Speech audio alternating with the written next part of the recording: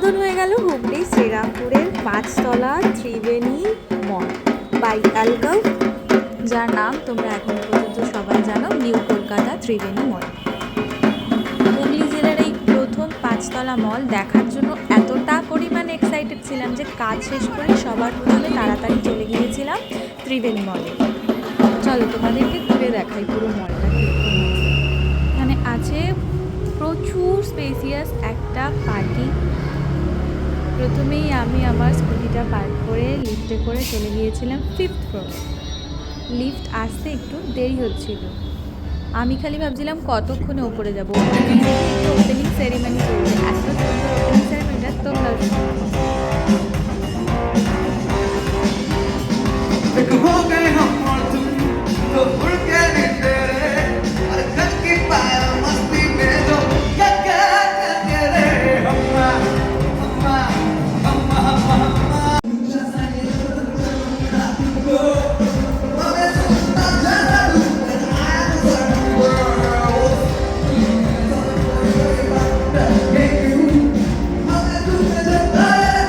পাঁচতলা থেকে উপর থেকে নিচটা দেখতে এত সুন্দর ভিউটা লাগছিল, দেখে মনেই হচ্ছিল না যে আমি শ্রীরামপুরে দাঁড়িয়ে আছি, মনে হচ্ছিল আমি কলকাতায় চলে এসেছি। এত সুন্দর এই ঝাড়টা দিয়ে এই ভিউটা লাগছে।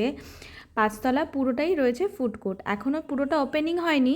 আর সঙ্গে ছিল এই সুন্দর একটা বেলকনি, ওদের প্লেস, যেখানে আমি চলে গিয়েছিলাম দেখতে। তো প্রথমে বুঝতে পারিনি জায়গাটা এখনও সবার জন্য ওপেন হয়নি।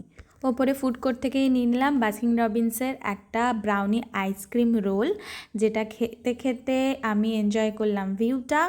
এবং তোমরাও এখানে তাড়াতাড়ি চলে আসতে পারো, এখানে ফুড কোর্টের এরকম বসার সিটিং অ্যারেঞ্জমেন্ট আছে, যেখানে বসে সবাই খেতে খেতে এনজয় করতে পারবে।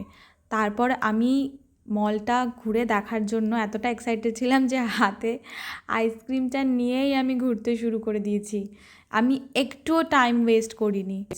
তারপর বুঝতে পারি এখনও কাজ চলছে, এখনও মল পুরোটা কাজ শেষ হয়নি। এই চলতে চলতেই চলে আসি হচ্ছে মার্কেট 99 প্লেসে। আমি তো ভাবলাম এই সব এত কিছু 99 রুপিস, আমি তো দেখে খুব মজা পেয়ে গেছিলাম।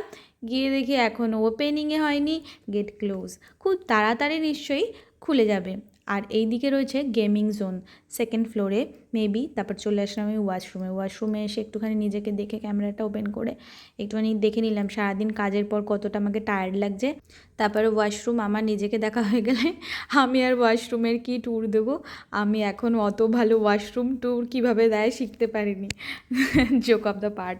যাই হোক, তারপরে আমি এখান থেকে বেরিয়ে চলে গিয়েছিলাম সোজা জুডিওতে গিয়ে দেখলাম প্রচুর কালেকশান এসছে।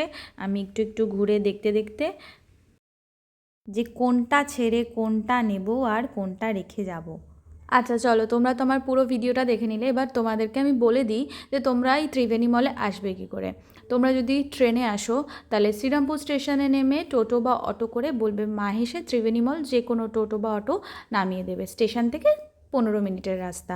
আর যদি তোমরা বাই কার আসো হাওড়া থেকে, তাহলে সোজা শ্রীরামপুরে মাহেশে একদম জগন্নাথ মন্দিরটা পেরোলেই ডান হাতে অ্যালকভ, নিউ কলকাতা এখনও পর্যন্ত অনেকেই চেনে, আর যারা চেনেন না তারা এসে ঘুরে যান, দেখে যান। মলটি খুব সুন্দর হয়েছে, আর আমার তো সব থেকে ভালো লেগেছে এই বাইরের প্লেস। যারা এখনও পর্যন্ত আসেনি তাড়াতাড়ি এসে ঘুরে যান।